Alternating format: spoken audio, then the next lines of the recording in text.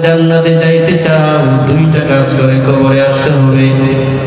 আল্লাহ বলেন ইয়া আইয়ুহাল্লাযীনা আমানুত্তাকুল্লাহ,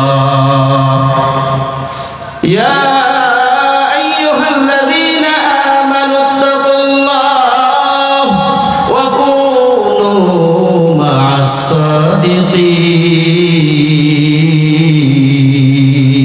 জোরে বলো আল্লাহু আকবার। আল্লাহ বলে হে দুনিয়ার ঈমানদাররা, ঈমানদার কাকে বলে ওই বিষয়ে আলোচনা আমি আজকে যাচ্ছি না। আল্লাহ বলেন হে ঈমানদাররা, জান্নাতে যাইতে চাইলে, মরণটা ঈমানের চাইলে, কবর জান্নাতের বাগান বানাতে চাইলে তোমাদেরকে দুইটা কাজ করতে হবে। এর মধ্যে এক নাম্বার হচ্ছে তাকুল্লাহ। তোমরা যেখানে থাকবে, যে অবস্থাতেই থাকবে, সর্ব অবস্থায় ভয় করতে হবে কাকে? একটু জোরে বলতে হবে কাকে? আল্লাহকে। আল্লাহর ভয় মুমিনদের হৃদয়ে থাকলে কি হয়? তাকওয়ার যত ব্যাখ্যা বিশ্লেষণ আছে তার সার সংক্ষেপ হচ্ছে, যার ভিতরে আল্লাহর ভয় থাকবে ওই ব্যক্তির মাধ্যমে ছোট থেকে নিয়ে বড় পর্যন্ত কোনো নেকের কাজ করা তার জন্য কষ্টের এবং কঠিন মনে হবে না। আল্লাহ সহজ করে দিবে। সুবহানাল্লাহ। যার ভিতরে আল্লাহর ভয় থাকবে ছোট থেকে নিয়ে বড় পর্যন্ত কোনো গুনাহ তার দ্বারা হবে না, কারণ তার ভিতরে কার ভয়? আরো জোরে বলেন কার ভয়? অর্থাৎ যার ভিতরে আল্লাহর ভয় থাকে, আল্লাহর ভয়ের কারণে সে গুনাহ থেকে বেঁচে যায়। আল্লাহর ভয় যার ভিতরে থাকে, নেকের কাজ তার দ্বারা সহজ হয়ে যায়। সুবহানাল্লাহ। এখন আপনার ভিতরে আল্লাহর ভয় আছে কিনা তার একটা থার্মোমিটার আপনাদের হাতে ধরায় দিন। এটা সারা জীবন লালন করবেন, মনে রাখবেন। যখন এটা সামনে আসবে, আপনি যদি ওই নীতির উপর চলতে পারেন, বুঝতে হবে যে আপনার ভিতরে আল্লাহর ভয় আছে। আর যদি কাজটা করতে না পারেন, তাহলে বোঝা যাবে আপনার ভিতরে আল্লাহর ভয় নাই। আমার ভিতরে, আপনার ভিতরে আল্লাহর ভয় আছে বুঝবো কেমনে? কোন গুনাহের কাজ যখন সামনে এসে যায়, তখন আপনি এমন জায়গায় রয়েছেন পৃথিবীর কেউ দেখে না, এমন জায়গায় আপনি রয়েছেন, ঘরের দরজা জানালা বন্ধ করে মোবাইল নিয়ে যা খুশি তাই করতেছেন। আর বিজ্ঞান তো বলে দিচ্ছে বিশ্ব এখন কই? বিশ্ব এখন হাতের মুঠোয়। এটা মিছে কথা, বিশ্ব না। এতে এই দেশের মোবাইলের মাধ্যমে প্রায় 99.5% মানুষের হাতে বিশ্ব না জাহান্নামকে ধরায় আছে। এজন্য কোন কবি বলছেন যে আগে মোবাইল আসার আগের ঈমান আর মোবাইল আসার পরের ঈমান অনেক ব্যবধান হয়ে গেছে। কথা কোন ঠিক ঠিক? টিভি সিডি দেখে যা বাকি ছিল মোবাইল এসে সব শেষ করে দিচ্ছে। কথা বলে ঠিক কি না? এজন্য কবি লিখছেন, টিভি সিডি দেখা ঈমান নষ্ট করলো 12 মাস, টিভি সিডি দেখা ঈমান নষ্ট করলো 12 মাস, মোবাইল আসিয়া করলো আরো বড় সর্বনাশ। ঠিক কি না? যাত্রা গানে মেয়ের নাচন দেখতো গিয়া রাতে, সেই মেয়েরা নাচে এখন সবার হাতে হাতে। ঠিক না? যাত্রা গানে মেয়ের নাচন দেখতো গিয়া রাতে, সেই মেয়েরা নাচে এখন সবার হাতে হাতে।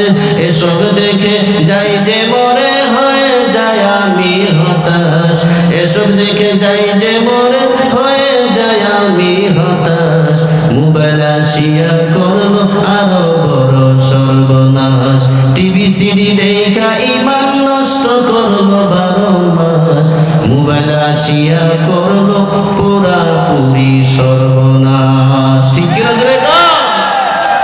এবং জায়গার মধ্যে আপনি গুনাহ করছেন যেখানে পৃথিবীর কেউ দেখে না, ওই জায়গার মধ্যে দেখেন কে? আরো জোরে বলতে হবে কে? এখন এই গুনাহের সময় আপনার হৃদয়ে যদি থাকে কেউ দেখে না, বাবা দেখে না, মা দেখে না, ভাই দেখে না, বোন দেখে না, বিবি সন্তানাদি কেউ দেখে না, আমাকে যিনি দেখতেছেন তিনি কে? আল্লাহ দেখতেছেন, ফেরেশতারা দেখতেছেন। কিয়ামতের ময়দানে হিসাব দিতে হবে। এই ভয়ে যদি গুনাহ থেকে বিরত থাকতে পারেন, বোঝা যাবে আপনার ভিতরে আল্লাহর ভয় আছে। আর এটা মনে হওয়ার পরেও যদি গুনাহটা করতে থাকেন, বোঝা যাবে আপনার ভিতরে আল্লাহর ভয় নাই। আপনি মরেন, কবরে যান, পুরাটা বুঝায় দেয়া হবে। ঠিক কিনা? সুদ করে না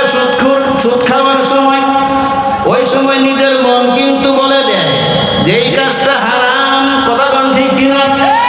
নবীজিও হাদিসের মধ্যে বলেছেন ইস্তাফতি নাফসাকা, কোন একটা কাজ করার আগে তুমি তোমার মনকে জিগাও, মানে মন মুক্তি শ্বাস। দুনিয়াতে তো মুক্তি শ্বাসের অভাব নাই, আপনার মন একটা কি মুক্তি শ্বাস। যে কোনো একটা অন্যায় করবেন, অন্যায়ের নিয়ত করার সাথে সাথেই মন বলে দিবে কামটা ঠিক না। কথা বলেন, যারা অন্যায় করে, অন্যায় করার আগে যখন পরিকল্পনা করে, ওই পরিকল্পনার সময় তার নিজের মনই বলে দেয় কাজটা কিন্তু কিনা ঠিক না, মন মুক্তি বলে দেয় কাজটা কিনা ঠিক না। তার মানে আল্লাহকে ভয় করো, এই কাজ থেকে বিরত থাকো। তো সুদ খাওয়ার সময় এটা মনে হবে, আপনি যদি বিরত থাকতে পারেন আল্লাহর ভয় আছে, নইলে পুরাটাই গেছে। কথা কয় না? ঘুষ খাওয়ার সময়, রমজান মাস হাতে তো ঘুষ খাওয়া যায় না, টেবিলের ডয়ার ফেলতে দেয়, ওই জায়গায় রেখে দেয়, মানে সূর্য ডুবার পরে ধরবো হাতে, রোজা নিয়ে ঘুষের টাকা ধরবো কেমনে? তো আপনি যখন ঘুষ খাচ্ছেন গোপনে গোপনে, তখন আপনার মনই বলে দিবে এটা হারাম। কথা বলেন না কেন? ওই সময় যদি ঘুষ না খায় এমনিতে কাজটা করে দিতে পারেন সওয়াবের নিয়তে, তাহলে ইবাদত হবে, জান্নাতে যাওয়ার ওসিলা হবে। আর এরপরেও যদি ঘুষটা আপনি খান, বুঝতে হবে আপনার ভিতরে আল্লাহর ভয়। কথা বলেন, আল্লাহর ভয়।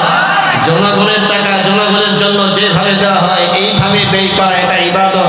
এদিক সেদিক করলে এটা খেয়ানত করা কবিরা গুনাহ। এক একটা কবিরা গুনাহের জন্য ফুকায়ে কেরাম লেখেন কমপক্ষে ৭,০০০ বছর জাহান্নামে থাকতে হবে। আপনার মন বলে দিবে এটা হারাম। এরপরেও যদি খান নেন, বুঝতে হবে আপনার ভিতরে আল্লাহর ভয়। যার ভিতরে আল্লাহর ভয় নাই, কিয়ামতের ময়দানে সে জান্নাতে যাইতে পারবে না। আর যার ভিতরে আল্লাহর ভয় আছে, আল্লাহর ভয়ে গুনাহ থেকে বেঁচে থাকে, আল্লাহর ওয়াদা তাকে ২ জান্নাতের মালিক বানায় দিবে। আরো জোরে কর, আরো জোরে কর সুবহানাল্লাহ। দলিল মিআতু কিসসাতিন মিন হায়াতি ওমর নামক একটি গ্রন্থ আছে, যে গ্রন্থের মধ্যে ১০০ ঘটনা ওমর রাদিয়াল্লাহু তাআলা উল্লেখ করা হয়েছে। এর মধ্যে একটা ঘটনা হচ্ছে একজন বিখ্যাত যুবক তাবেঈর ঘটনা। এই যুবক মসজিদে নববীর খেদমত করত, রাত্রিবেলায় বাড়িতে আসা যাওয়া করত বৃদ্ধ বাবার খেদমত করার জন্য। যুবকের সবচেয়ে বড় কাজ ছিল বিভিন্ন সাহাবায়ে কেরামের জবান থেকে নবীজি সাল্লাল্লাহু আলাইহি সাল্লামের হাদিসগুলি শুনে শুনে সংরক্ষণ করা। জোরে কোন সুবহানাল্লাহ। রাত্রিবেলায় বাড়িতে আসা যাওয়া করতেন বাবার খেদমত করার জন্য, কারণ যুবকের কাছে হাদিস পৌঁছেছে। যুবক বলেছেন যুবকের কাছে নবীজির হাদিস পৌঁছেছে। যুবক বলেন নবীজির একটা হাদিস পাইছি, যেটা হচ্ছে রিদাল্লাহি ফি রিদাল ওয়ালিদি। কোন সন্তান যদি দুনিয়ার জমিন থেকে আরশের মালিক আল্লাহকে খুশি করতে চায়, সে যেন তার বাবাকে খুশি করে। সুবহানাল্লাহ। রিদাল্লাহি ফি রিদাল ওয়ালিদি, আল্লাহর সন্তুষ্টি বাবার সন্তুষ্টির মধ্যে। সুবহানাল্লাহ। ওয়া সাখাতুল্লাহি ফি সাখাতিল ওয়ালিদি। নবীজি বলেন কেউ যদি কোন সন্তান যদি দুনিয়ার জমিনে কথাবার্তায় চলাফেরায় আচার আচরণের লেনদেনে তার পিতাকে অসন্তুষ্ট করে, সে শুধু তার পিতাকে অসন্তুষ্ট করলো না, আরশের মালিক আল্লাহকে সে অসন্তুষ্ট করলো। নাউজুবিল্লাহ। আর মায়ের ব্যাপারে মহিলাদের কথা না কইলে বলবো যে তারা আমরা এমনি মনে হয় মাহফিল, আমাদের কথা তো কিছু বলে না। নবীজি বলেছেন আল জান্নাতু তাহতা আকদামিল উম্মাহাত। হে সন্তানেরা, তোমাদের জান্নাত আল্লাহ তোমাদের মায়েদের পায়ের নিচে রেখে দিয়েছে। সুবহানাল্লাহ। অর্থাৎ মায়ের খেদমত করো, মা খুশি হয়ে যাবে, কিয়ামতের ময়দানে তুমি জান্নাত পাই যাবে। সুবহানাল্লাহ। 4 ইমামের বড় একজন ইমাম, ইমামে শাফিঈ রাহমাতুল্লাহ আলাইহি ইমাম হয়ে গেছে, জগৎ বিখ্যাত আলেম। মায়ের পা টিপতেছে, তো মা মানে তন্দ্রার মধ্যে আছে, ঘুম ঘুম ভাব। এমন সময় ইমামে শাফিঈ রাহমাতুল্লাহ আলাইহি পা টিপতে টিপতে তার মায়ের পায়ের তলার মধ্যে চুমা দিচ্ছে। সুবহানাল্লাহ। আমাদের মতো নজর হুজুর না, আমাদের মতো কুটি একত্র করলে ওই ইমামে শাফিঈ এলেমদের কুটি ভাগের এক ভাগ হবে না। এই বেটা চুমা দিছে কই? মায়ের পায়ের তলার মধ্যে। মায়ের তন্দ্রার ভাব ছেড়ে গেছে, ডাকতে বলে শাফিঈ, যে ঠোঁটের মাধ্যমে আল্লাহর কোরআন পড়ে, যে ঠোঁটের মাধ্যমে নবীজির হাদিসগুলো তোর ছাত্রদেরকে শোনাস, এমন দামি ঠোঁট তুই আমার পায়ের তলার মধ্যে লাগাইলি, কান্না কি করলি রে শাফিঈ?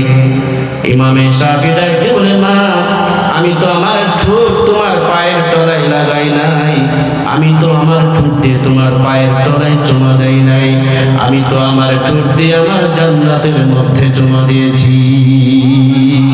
সুবহানাল্লাহ। এত বড় আলেম, জগৎ বিখ্যাত চারের মধ্যে একজন, আর আপনি কি চলতে বলতো? হ্যাঁ, আপনি নেশার টাকা না পায় মায়ের মাথায় আঘাত করে মাকে হত্যা করে ফেললেন। আপনি কে? নেশার টাকা না পায় বাবাকে হত্যা করা হয়, মাকে হত্যা করা হয়। কথা বলেন ঠিক কিনা? আমার ভাইরা, এই তাবিঈ যুবক বিশ্বনবী সাল্লাল্লাহু আলাইহি সাল্লামের সাহাবায়ে কেরামের থেকে হাদিস সংরক্ষণ করতেন, রাত্রিবেলায় বাবার খেদমতের জন্য আসা যাওয়া করতেন। সমস্যা হয়েছিল, পথের মধ্যে একজন যুবতী তাকে ডিস্টার্ব করত, মানে প্রেম নিবেদন করত। দেখবেন কোন যুবক যদি দেখতে শুনতে ভালো হয়, একটু দিনের লাইনে থাকতে চাই, শয়তান তার পিছনে বেশি লাগে। কথা বলেন ঠিক কিনা? এই যুবক প্রতিদিন যখনই দেখা হয়তো রাত্রিবেলায় কথা বললেন, যুবক অন্যদিকে তাকিয়ে যুবতীকে বলতো, ইন্নী আখাফুল্লাহ, আমি আল্লাহকে ভয় করি, তোমাকে টাইম দেওয়ার সময় আমার হাতে নাই। সুবহানাল্লাহ। যুবকটি বলে, এইভাবে দিন যায়, মাস যায়, বছর যায়, যুবতী আমার পিছন ছাড়ে না, শয়তান আমাকে ধোঁকা দিল। ওরে যুবক, এখন তুমি সুযোগ পেয়েছো, গুনাহ করে ফেলো, পরবর্তীতে তওবা করবা, আল্লাহ তো মাফ করেই দিব। নাউজুবিল্লাহ বলে।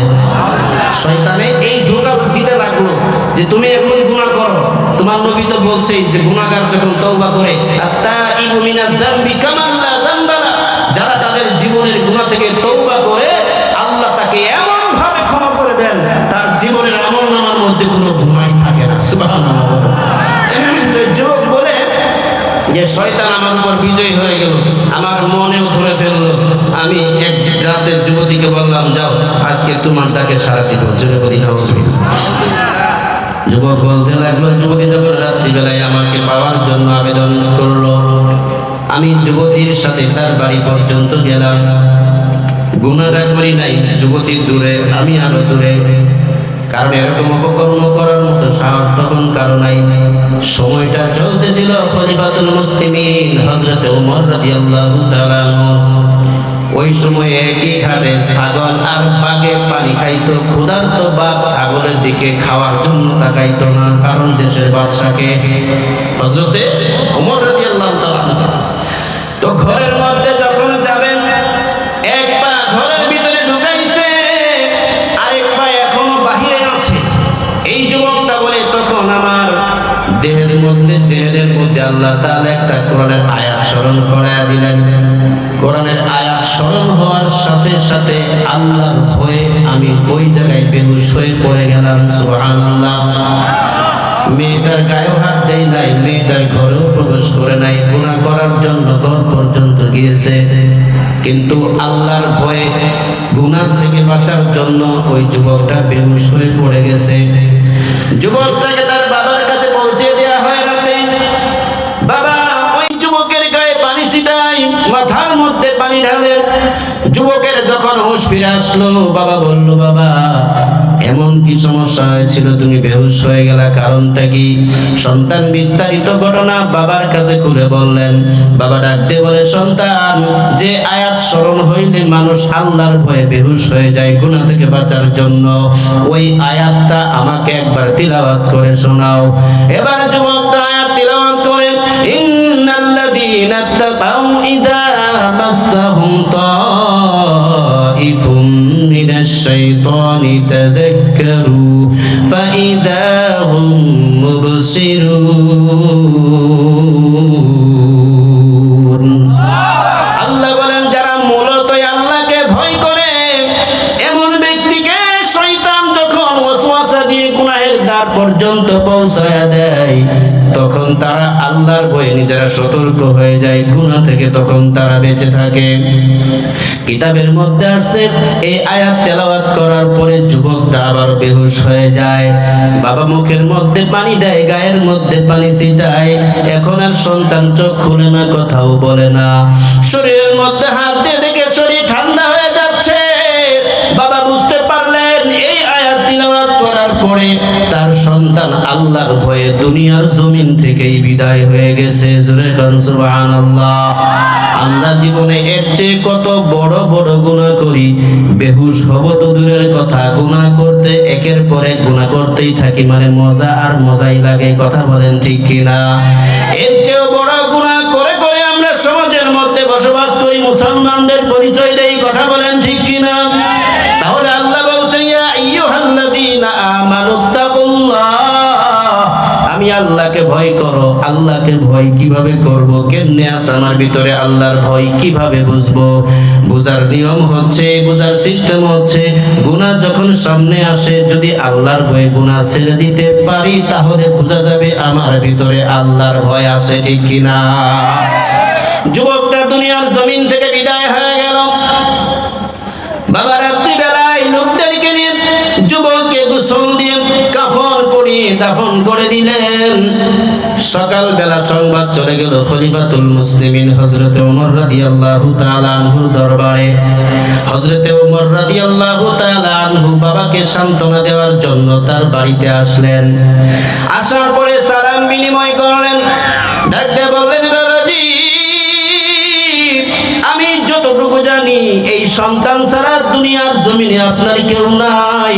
এই সন্তানই আপনার খেদমত করত, আজ সেই সন্তানও বিদায় হয়ে গেল। আপনি টেনশন করিয়েন না, চিন্তা করিয়েন না, আজ থেকে আপনার দায়িত্ব আমি ওমর নিজের কাঁধে উঠায়া নিলাম। সুবহানাল্লাহ বলেন। আপনার দেখাশোনা করার দায়িত্ব আমার, টেনশন নাই। বাকি আপনার সন্তান কিভাবে মৃত্যুবরণ করেছে আমাকে বলেন। বাবা বিস্তারিত ঘটনা হযরত ওমর রাদিয়াল্লাহু তাআলা আনহুর কাছে ব্যক্ত করলেন। হযরত ওমর রাদিয়াল্লাহু তাআলা আনহু বলেন, ঘটনা যদি সত্য হয় আমি ওমর সাক্ষী দিচ্ছি, আল্লাহ আপনার সন্তানকে জান্নাতের মালিক বানায় দিবেন। সুবহানাল্লাহ। ওমর রাদিয়াল্লাহু তাআলা আনহু এমন একজন ব্যক্তি ছিলেন, মুফাসসিরিনে কেরাম বলেন যে নবীজিকে হযরত ওমর রাদিয়াল্লাহু তাআলা আনহু যেভাবে পরামর্শ দিতেন আল্লাহ পাক ওইভাবে কোরআনের আয়াত নাযিল করতেন। সুবহানাল্লাহ।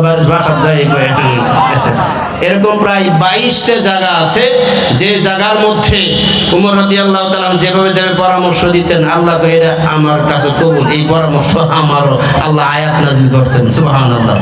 ওমর রাদিয়াল্লাহু তাআলা আনহু বললেন, আপনার সন্তান জান্নাতি হবে, আমি সাক্ষ্য দিচ্ছি।